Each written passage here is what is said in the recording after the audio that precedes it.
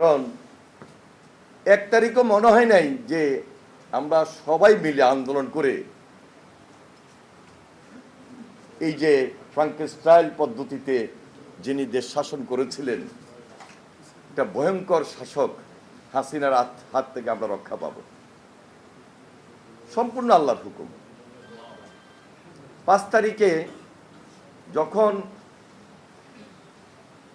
রেডিওতে শুনলাম যে হাসিনা উড়াল দিয়েছে, পালিয়ে গেছে, তখন আমরা একজনে আরেকজনকে আলিঙ্গন করলাম চোখের পানি দিয়ে। 5 তারিখ ভোরবেলায় আমরা কয়েকজন মিলে কথা বললাম যে এত বৃষ্টির মধ্যে সবাই কি আসলে জড়ো হইতে পারবে?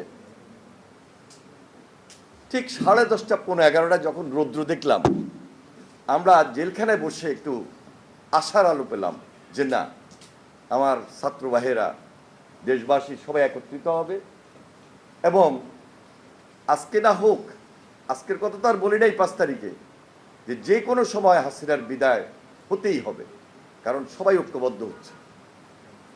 এবং এর আগে প্রতিদিন যেভাবে লাশের পর লাশ, খুনের পর খুন, আমার লক্ষ্মীপুরে আমি 4 তারিখে, আমার লক্ষ্মীপুরের 4 তারিখে আমি জেলখানা থেকে চুরি করে টেলিফোন করেছি যে কি হলো লক্ষ্মীপুরে। একই দিনে 13 জনের সেখানে মৃত্যু, জেলখানা একই দিনে 13 জনের মৃত্যু। ফার্স্টে আমাদের দলীয় মানে ফ্যাসিস্টের বিরুদ্ধে যারা আন্দোলনে ছিল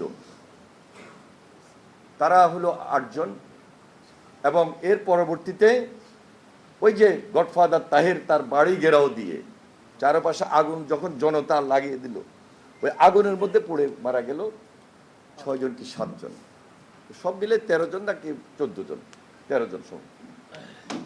এই ছিল লক্ষ্মীপুরের চিত্র 4 তারিখে। এইভাবে তো 25 তারিখ, 26 তারিখ, 27 তারিখ কন্টিনিউ মৃত্যুর মিছিল।